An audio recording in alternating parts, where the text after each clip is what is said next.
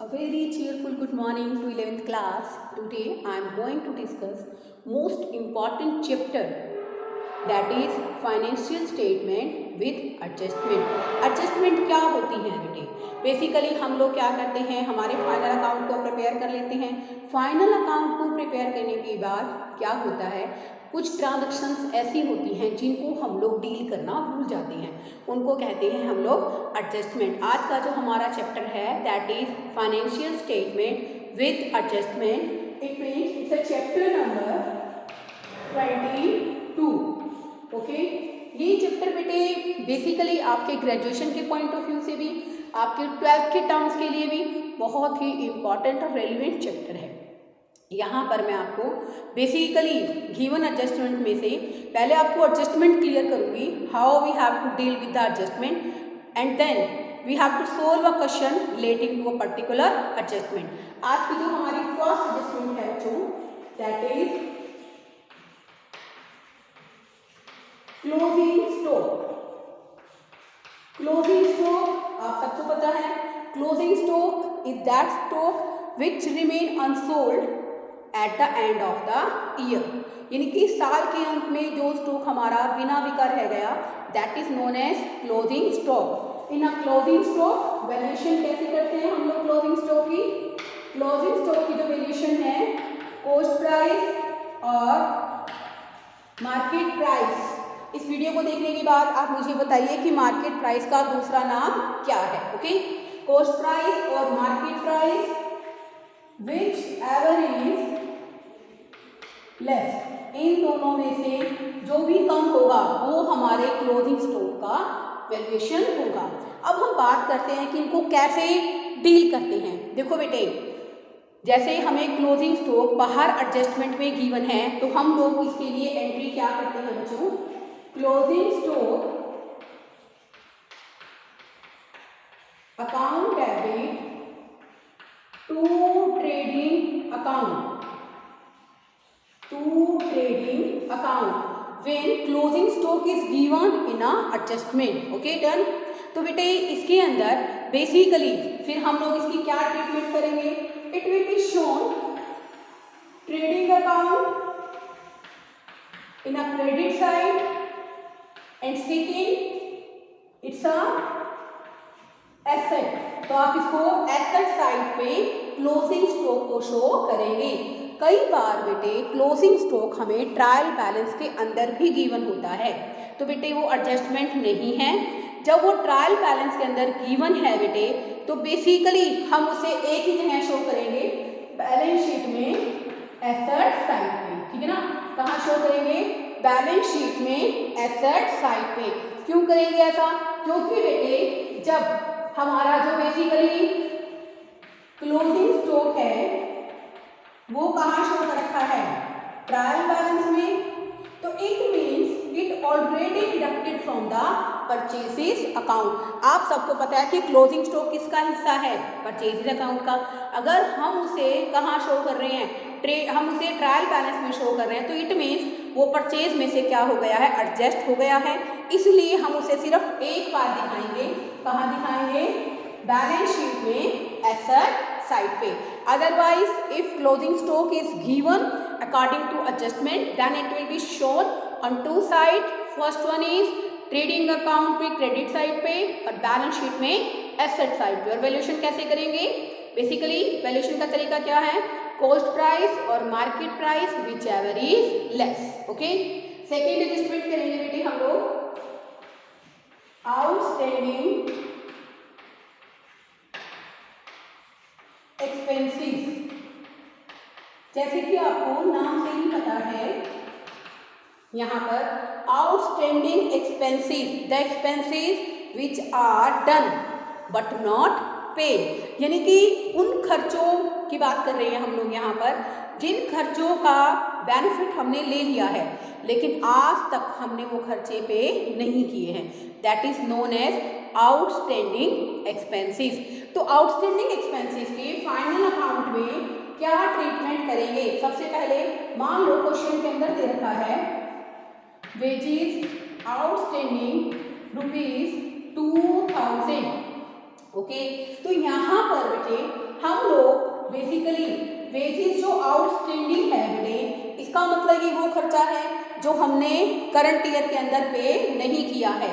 तो बेटे इसकी जो जर्नल है वो क्या होगी, wages account debit to outstanding wages. Okay, तो बेटे वेजेस कहाँ आता है हमारा, वेजेस हमेशा हमारा आता है ट्रेडिंग अकाउंट में डेबिट साइड पे। ओके, और आउटस्टैंडिंग वेजेस हमारे लिए क्या है बेटा, लायबिलिटी। क्या है, लायबिलिटी, क्योंकि ये वो खर्चा है जो हमें करंट ईयर में पे करना पड़ेगा। ओके, अब देखो बेटे यहाँ पर जो हमारे आउटस्टैंडिंग वेजेस हैं, चाहे आउटस्टैंडिंग सैलरी है बेटे, सैलरी है तो प्रॉफिट एंड लॉस के डेबिट में आ जाएगी।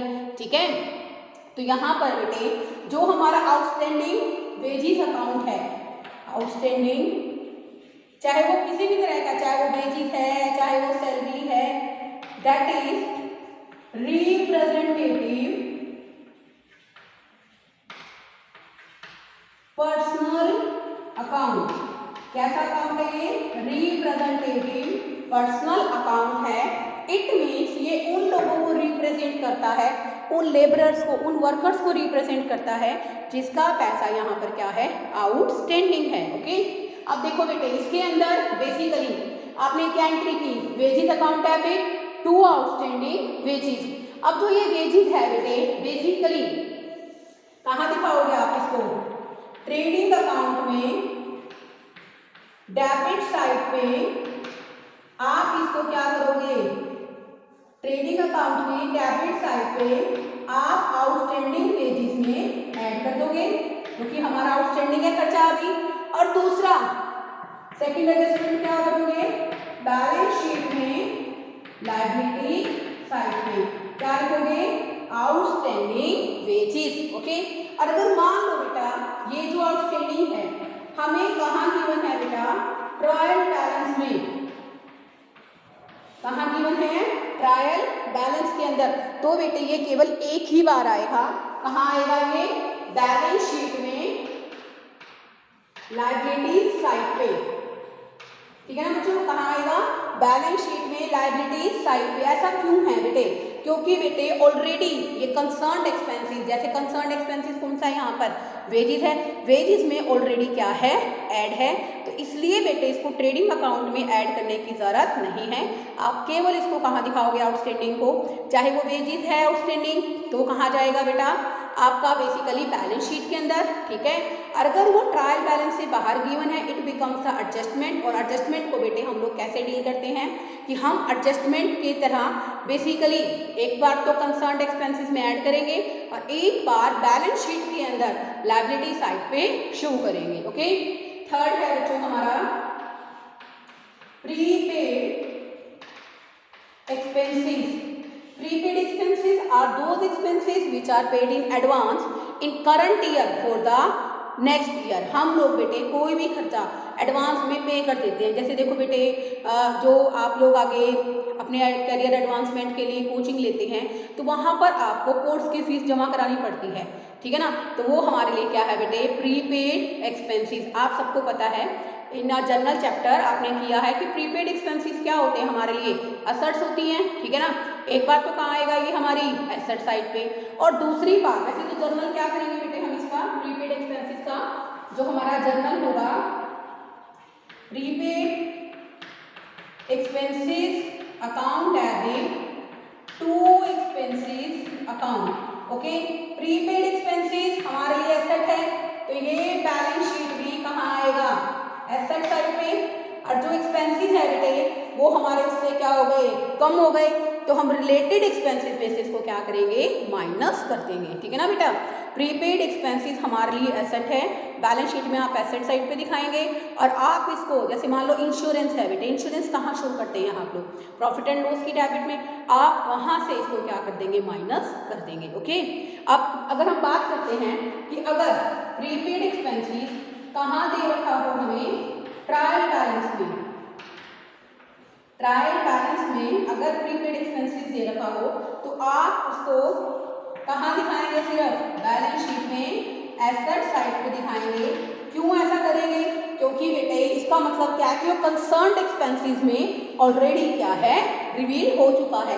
तो इसके लिए बेटे आप केवल और केवल इसको बैलेंस शीट में एसेट साइड पे दिखाएंगे, नहीं तो दो एडजस्टमेंट है तो दो जगह दिखाएंगे, एक बार बैलेंस शीट में एसेट साइड पे और दूसरा रिलेटेड एक्सपेंसेस में से आप इसको क्या कर देंगे, माइनस कर देंगे, क्योंकि ये ऑलरेडी रिलेटेड एक्सपेंसेस में रिवील हो चुका है। ठीक है, अब देखो बेटे फोर्थ एडजस्टमेंट है बच्चों हमारी डेप्रीसिएशन। डेप्रीसिएशन क्या होता है बेटे, हम लोग हमारी एसेट्स को कंटिन्यूसली यूज करते हैं। When we are going to use the asset continuously then the value of asset must decline. आप लोग रूटीन में बेटे अपने घर में जो एसेट्स वगैरह यूज करते हैं, तो आप लगातार जब उन एसेट्स को यूज करते हैं तो उनकी वैल्यू क्या हो जाती है, डिक्लाइन हो जाती है। तो नो डाउट बेटे ऐसा करने से हमारी एसेट की वैल्यू कम हो जाएगी। तो हम लोग क्या एंट्री करते हैं बेटा, आपने जनरल में की भी है, डेप्रीसिएशन अकाउंट डेबिट टू कोई भी पर्टिकुलर एसेट होगी टू एसेट अकाउंट। आप लोग जब एसेट्स को कंटिन्यूसली यूज करते हैं then the value of asset must decline, that is known as depreciation.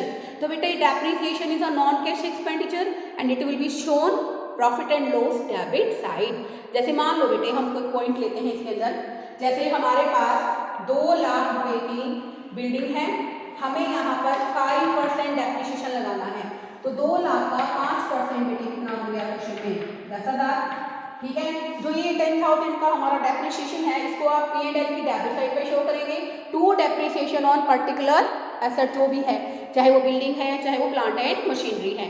और आप इसको एक बार बैलेंस शीट की एसेट साइड में रिलेटेड एसेट में से क्या कर देंगे, माइनस कर देंगे, क्योंकि बेटे डेप्रीसिएशन के कारण बेसिकली एसेट की जो बुक वैल्यू है वो क्या हो जाती है, कम हो जाती है। तो बेटा आपका जो ये फर्स्ट क्वेश्चन है बच्चे वो बेसिकली 4 एडजस्टमेंट के ऊपर टिका हुआ है। ओके, तो बेटे इन 4 एडजस्टमेंट को सही तरीके से पढ़ो। इसके बाद इसी वीडियो के अंदर बेटे मैं आपको इन चारों एडजस्टमेंट से रिलेटेड एक फर्स्ट क्वेश्चन है वो पूरा करवा देती हूँ कि कैसे कैसे एडजस्टमेंट के साथ हमें डील करनी है। ठीक है बच्चों, तो यहाँ पर ये चारों एडजस्टमेंट आप लोग अच्छे ढंग से रीड कीजिए ताकि आपको कॉन्सेप्ट क्या आ जाए, समझ में आ जाए।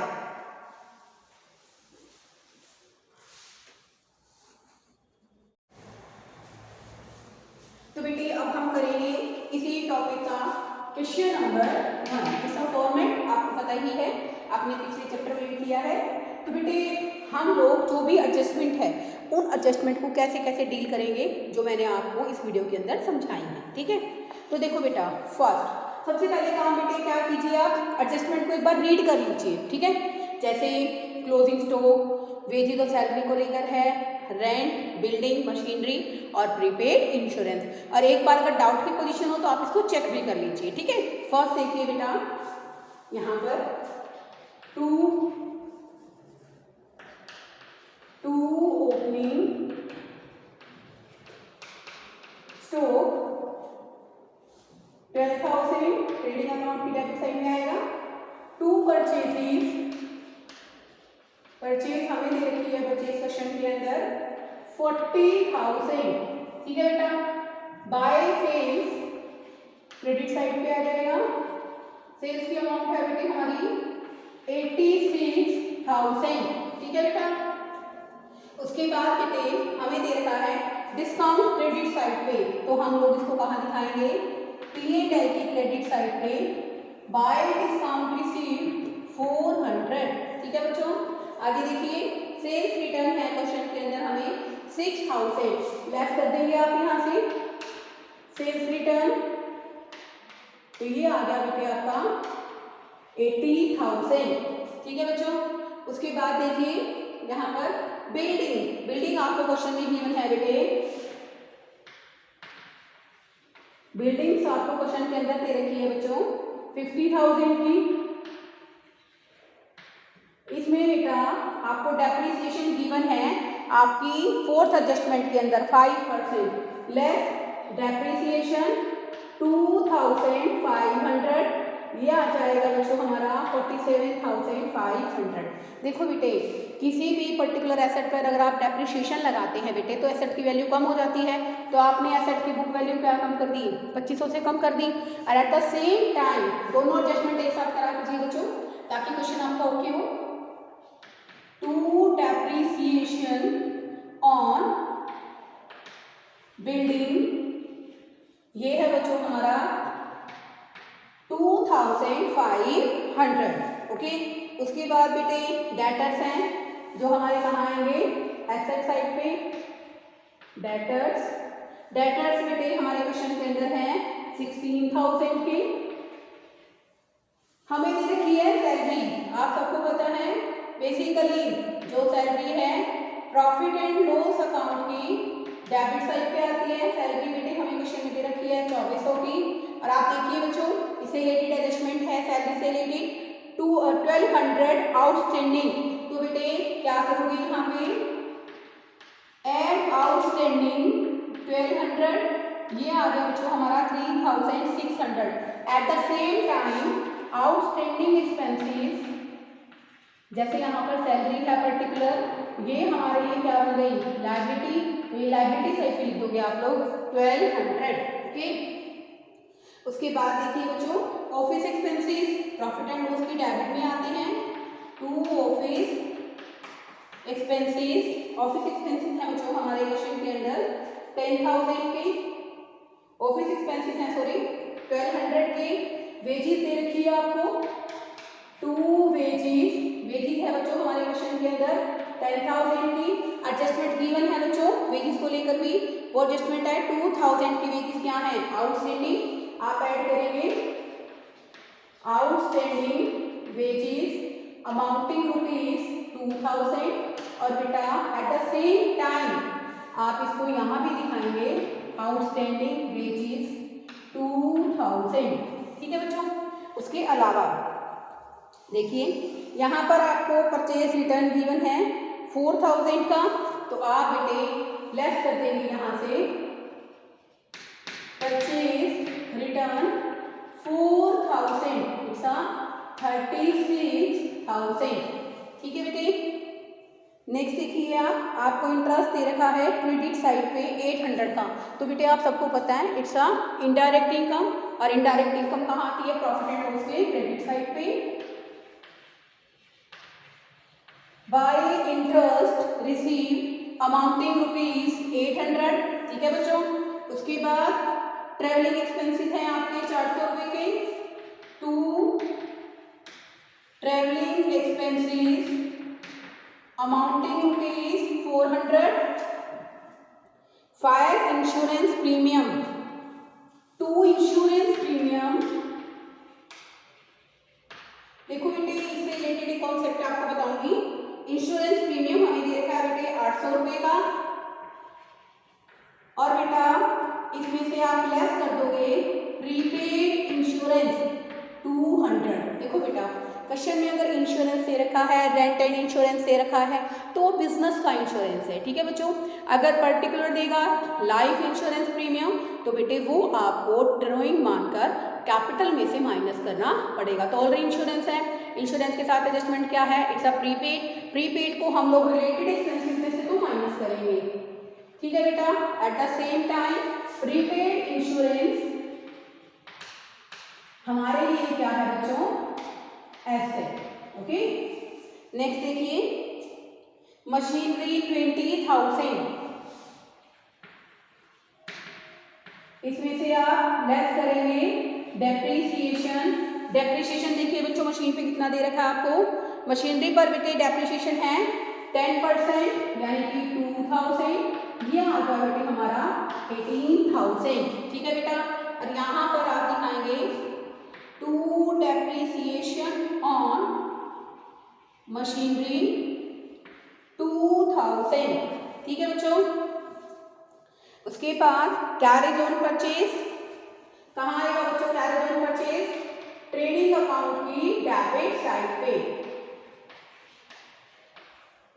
ये है बच्चों हमारा कैरेज ऑन परचेज 700 का। ओके, यहाँ पर आपको कमीशन भी गिवन है। कमीशन बेटे आपको डेबिट साइड पे दे रखा है बेटा, तो डेबिट साइड पे शो करोगे। कमीशन से रिलेटेड कोई ट्रांजेक्शन नहीं है आपके पास और कमीशन है बेटे 400 का।